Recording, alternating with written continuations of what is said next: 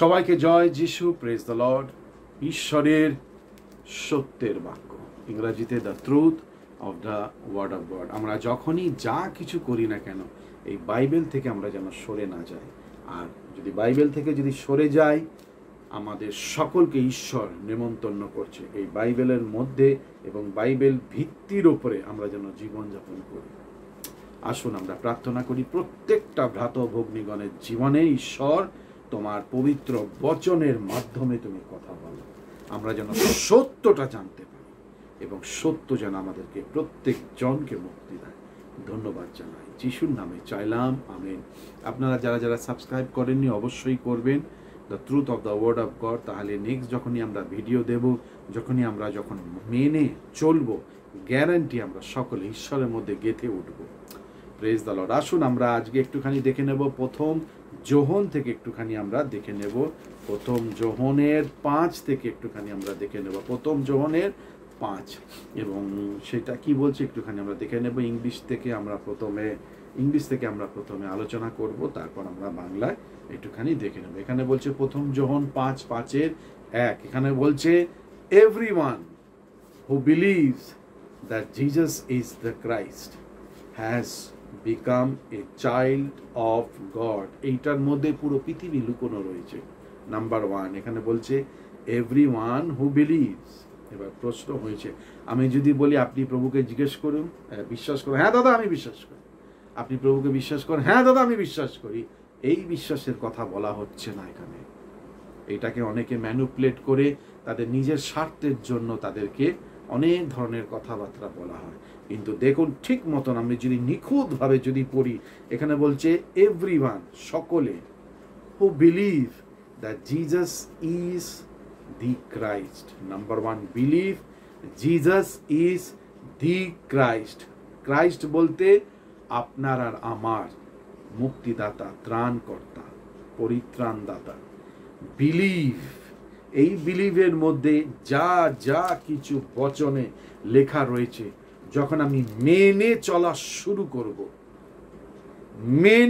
শুরু করব, বচন পড়লাম আলাদা, বচনকে মেনে চলা আলাদা।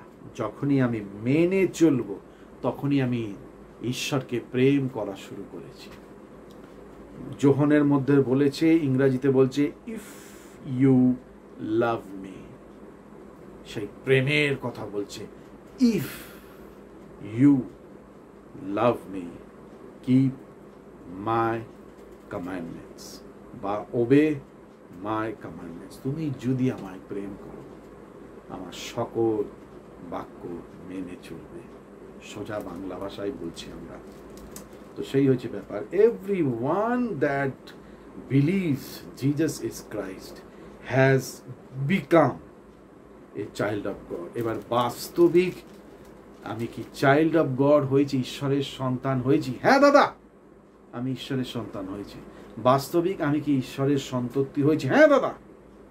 কিন্তু দেখুন, এই বই যা কিছু মেনে বলছে, যখন আমি মানা শুরু করব, ওবে করা শুরু করব, যা যা কিছু করা বারণ, সেইটা যখন মেনে চলব, তখনই আমি ঈশ্বরের সন্তান হলাম বা হওয়া শুরু করেছি। Has become a child of god. ততদিন, তার আগে পর্যন্ত আমি তার চাইল্ড অফ গড, ঈশ্বরের সন্তান হয়ে উঠিনি। কি বলছেন দাদা? অবাক লাগছে, কারণ সত্যটা কোনোদিন আমি শুনিনি। আর যদি শুনে থাকি, আমি জানি না এর ভেতরে কি বলছে আমাকে, তাই না? এখানে বলছে has become a child of God, has become. তার আগে যদি একটুখানি পড়ি, who believes that Jesus is Christ, তাহলে has become a child of God. নয়তো ইউ হ্যাভ নট বিকাম, আমি এখনো তার সন্তান হয়ে উঠতে পারিনি। হয়তো আমার মা বাবা বিশ্বাসী, হয়তো আমার মা বাবা মণ্ডলীতে যায়, আমিও যাচ্ছি মণ্ডলী, অনেক বছর ধরে যাচ্ছি, কিন্তু বাস্তবিক আমি তার সন্তান হয়ে উঠতে পারিনি। অনেকে এইসব কথা শুনবার পর তারা ভালো লাগে না, তাদের ভালো লাগবে না। কিন্তু দেখুন, আমি এখনো যিশুর আগমন হয়নি, এখনো আমি সত্যটা জানিয়ে দিচ্ছি। পরে এরকম আতঙ্কর মধ্যে যেন না পড়ি যে আমি জানতাম আমি ঈশ্বরের সন্তান, কিন্তু বাস্তবিক আমি এখনো তার সন্তান হয়ে উঠতেই পারিনি। এই কথা যেন শেষ দিনে, যেন মৃত্যুর পরে আমি যেন এই কথা যেন না শুনি। এর জন্য the truth of the word of God YouTube এবং ফেসবুক চ্যানেল সত্যটা জানাচ্ছে বিনামূল্যে। তো সেই হয়েছে ব্যাপার। সত্য যখন আমি জানবো তখনই আমি মুক্তি পাবো। আবারও পড়ে দিচ্ছি, everyone who believe that Jesus is Christ has become a child of god. যদি না বিশ্বাস করি, এই বই যেইভাবে বলছে, যদি না মেনে চলি, আমি যতই মণ্ডলী দৌড়াদৌড়ি করছি, যতই উপবাস প্রার্থনা যাচ্ছি, আমি তার সন্তান হয়ে উঠতে পারিনি এখনো। ঠিক আছে? And everyone who believes, everyone who loves the Father, love his children too. দেখো, লাভ হিজ চিলড্রেন টু, এবং ওদের মধ্যে থেকে যে ঈশ্বরকে ভালোবাসে তার সন্তান সন্ততিদেরও ভালোবাসবে। এইবার কোন সন্তান সন্ততি? যারা প্রকৃতি সত্যি ঈশ্বরের ওবে করে যাচ্ছে বা ঈশ্বরকে মেনে চলছে, তাদের বিষয় বলছে, তাদের বিষয় বলছে।